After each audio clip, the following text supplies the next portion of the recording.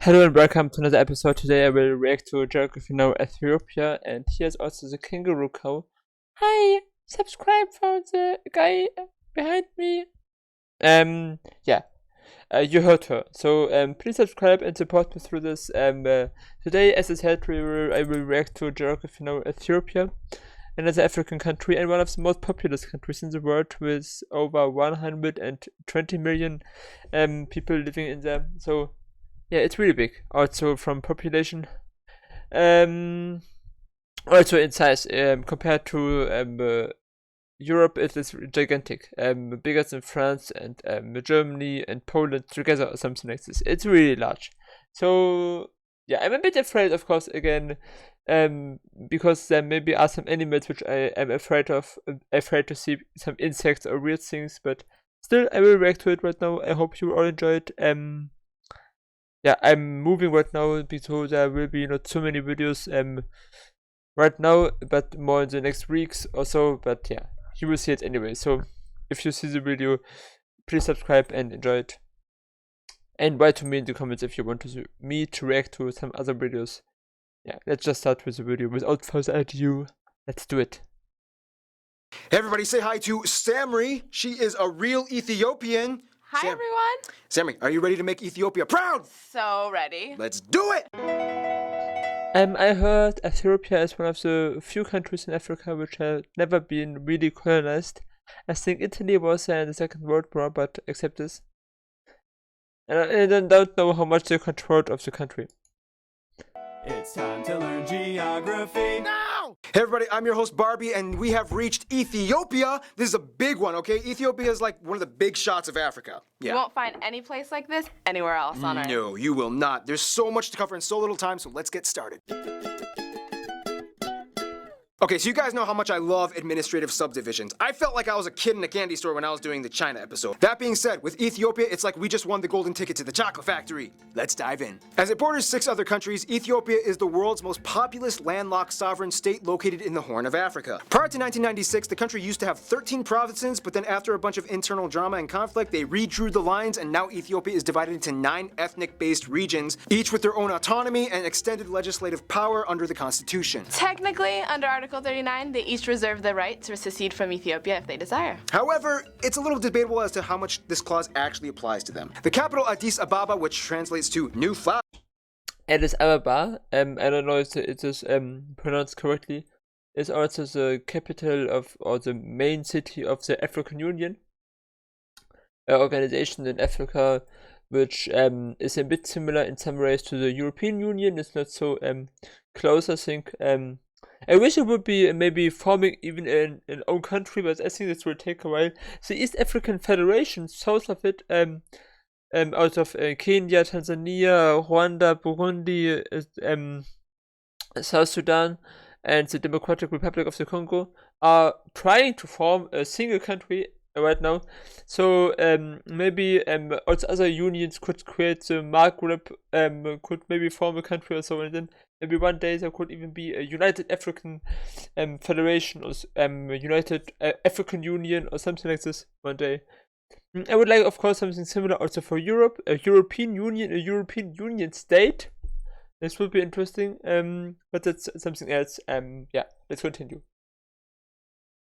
Lies in the central heart of the country and acts as its own separate entity apart from any region, as does the second largest city, Dire Dawa. These are what you call charter cities. They bypass the regional level and govern themselves independently, only under the Ethiopian constitution. Which is strange because Harare is considered a region, even though area-wise it's smaller than the charter cities and has the smallest population as well, at only around 212,000 people. Which is even stranger because the ethnic regions are further divided into zones, which are further divided into waredas. And some of these waredas refuse to be affiliated with a certain region that they lie in and have decided to go rogue. They're called special waredas and have a second-tiered level of autonomy, and there are 10 of them, half of which lie in the Southern Nations, Nationalities, and Peoples region, sometimes referred to as the SNNPR. Which brings us to that place. As the third most populous region, this aptly named area of Ethiopia has more tribes and people groups than anywhere else. Most regions have less than 10 main people groups that inhabit their boundaries than people groups than anywhere else. Most regions.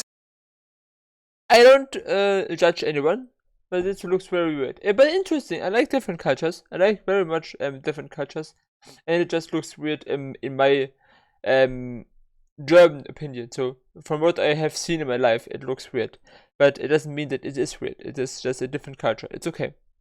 I had just to take a second look on it. Have less than 10 main people groups that inhabit their boundaries. This place has about 45. And I think that's about it with administrative divisions. Oh wait, land disputes. Yeah, okay, here we go. There's Elemi Triangle, all the way in the south by Kenya and Sudan. Then there's the Ogaden dispute with Somalia, and finally, technically, there's that Jabal al-Tayr Island dispute with Eritrea and Yemen in the Red Sea, even though Yemen kind of took it over, but then that volcano exploded and destroyed half of everything. Look it up, guys, I'm on a time crunch. Very quickly, the largest airports are of course the capital Addis Ababa, Bole International, Deredawa, and Mekelle in the north. One thing that definitely makes Ethiopia stick out, though, The flag is very beautiful of Ethiopia. I like it. would have to be the fact that they are the only African country to successfully avoid ever being colonized by any European outside forces. The Italians tried, but then they held their ground and fought back relentlessly. I forgot about Libya. Oh, and Libya tried too. Oh yeah. But they're not European. That's true. This was unexpectedly unprecedented, but in return kind of gave them a little respect. Yeah, Ethiopia held their ground, right? There isn't a single place that embodies the entire soul of Ethiopia, but rather the country is speckled with unique sites that each tell their own distinct piece of the Ethiopian story. They have more UNESCO heritage sites than any other country in Africa. Gunfire round, just to name a few. So the Italy of Africa. I mean, Italy has the most united heritage sites of Europe and of the world, by the way. So yeah. Notable spots. The Harara Hyena Town, where you can feed wild hyenas. The mysterious Tia Stella stone carvings. The Bete Gorgis of Lalibela Church, hewn out of single rock. The Chapel of the Tablet, where it's believed to hold the incredible ancient Ark of the Covenant. Guarded by virgins who cannot leave the building. The Obelisk of Aksum from the ancient Aksum Kingdom. The indigenous tribal villages of Omo Valley. And the famous castle of Gondar. Yeah, and we haven't even mentioned what the landscape looks like yet. This is where the real adventure begins. Oh, wow, yes. Ethiopia's land is shrouded with extremes on so many levels, and to really get a good look at it, you kind of have to understand the tectonic makeup. Like mentioned in the Eritrea episode, the Horn of Africa is located on the tri-point convergence of the Arabian, African, and Somali plates, and Ethiopia is caught right in the middle of all of it. The Somali plate isn't so much of a plate, but rather a crack that didn't finish cracking, and today grinds across the African plate horizontally in what is called a transform motion. This essentially splits the country into two portions, the western and eastern Ethiopian highlands, also known as the Ethiopian Plateau and the Amar Mountain. The Ethiopian highlands are the largest continuous mountain range in Africa, which stretch north to south and comprise a great diversity of terrain depending on the region. Climate-wise, it basically goes like this. The east is hot and the west is cool. Oh, that's simple. As mentioned before, the northeast corner by the border of This looks insanely beautiful with the sunset. With the sunrise, I'm not exactly sure, but it looks. The landscape looks awesome.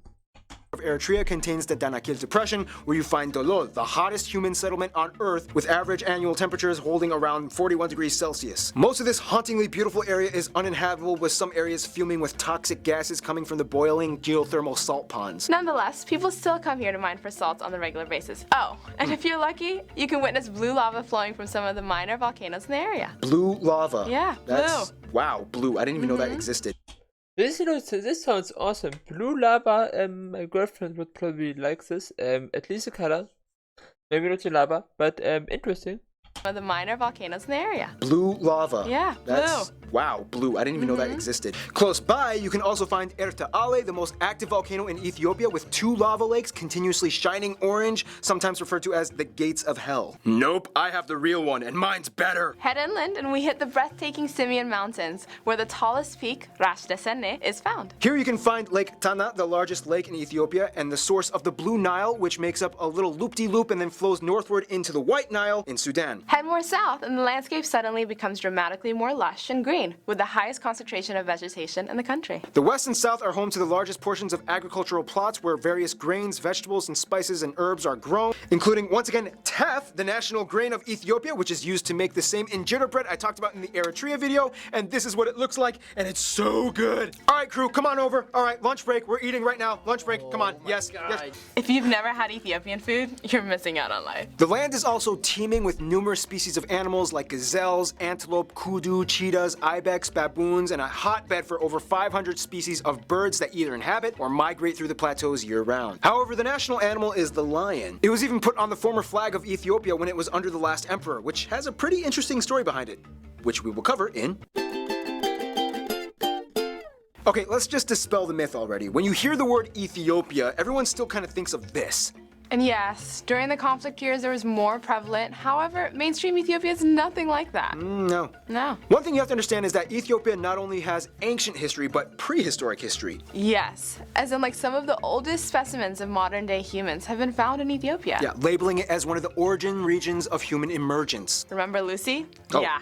Ethiopia. First of all, now Ethiopia is incredibly diverse with over 80 different ethnic groups and tribes living in the country. However, a few of them stand out and dominate the rest. About a third of the population is Oromo and about 30% are Amara. At less than 10% each are Amharic. The Amharic language is one of the most interesting languages I have ever seen. From the writing system, from how it looks writing. I mean, some Indian languages are also looking awesome, but that's what I one of the most interesting languages written-wise. other groups like Somali, Tigrayan, Sidama, and the rest are huge conglomerations of over 70 different people groups. As mentioned in the Eritrea video, Ethiopia is unique that along with Eritrea, they have an Abesha population. In a nutshell, Abishas are Africans that have Semitic roots down the line to their ancestry, as they inhabited the ancient land of Kush. As the story goes, Ethiopians claim that they are descendants of the historical King Solomon and the Queen of Sheba, who gets a quick shout out in the Bible. Long story short, she had a son from Solomon named Menelik, who became the first emperor of Ethiopia. DNA tests have shown that most Abesha identified individuals have partial genetic markers and traces that come from the same ones that are typically found in Jews and Arabs. This is partially the reason why Abisha people look a little different from the rest of what most presume a sub-Saharan African individual is portrayed as. Oh, and they love their hair, right, Sammy? Yes, Ethiopians? they do. Yes. They have one of the most intriguing, unique designs in the world that can't be found anywhere else, and they just flash their natural follicles. Amharic women even And this looks also amazing. Interesting hairstyle. Designs in the world that can't be found anywhere else, and they just flash their natural follicles. Amharic women even have a fascinating hair whipping dance that looks like this.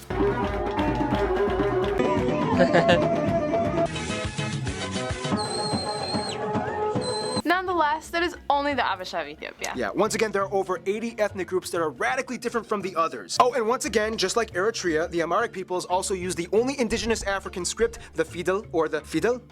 Fidel, or Giz alpha syllabary. Otherwise, almost all the other people groups in Ethiopia write with a Latin-based script like Oromo and Somali. Speaking of which, the Oromo, which are slightly the largest group, speak a Cushitic-based language closer to Somali and Afar, which is completely unintelligible to Amharic. The country has ties to all three Abrahamic religions, Christianity, Judaism, and Islam. About 63% are Christians, mostly Ethiopian Orthodox and Protestant. Muslims make up about a third, and the rest are either Jew and other indigenous faiths. Yeah, you heard that right, Jews. Ethiopia is home to one of the only black Jewish populations. There's a dispute that the Lemba of South Africa are also black Jews, but that's another story. Back when it was the Kingdom of Aksum, Ethiopia became one of the first nations to accept Christianity. And as tradition holds, Jesus' disciple Matthew traveled there to share the gospel, and Philip the evangelist baptized the first Ethiopian. The Harari region of Ethiopia is also regarded as the fourth holiest site in Islam, as it has 82 mosques and over 100 shrines. But one thing, Samri, that really sticks out would have to be the Ethiopian calendar, right? Yeah, That's so pretty weird. unique. Yeah. The Ethiopian calendar is about 7 years and 3 months behind the standard Gregorian calendar that most other nations follow. As of right now in 2016, the year is 2008 in Ethiopia. Really? It's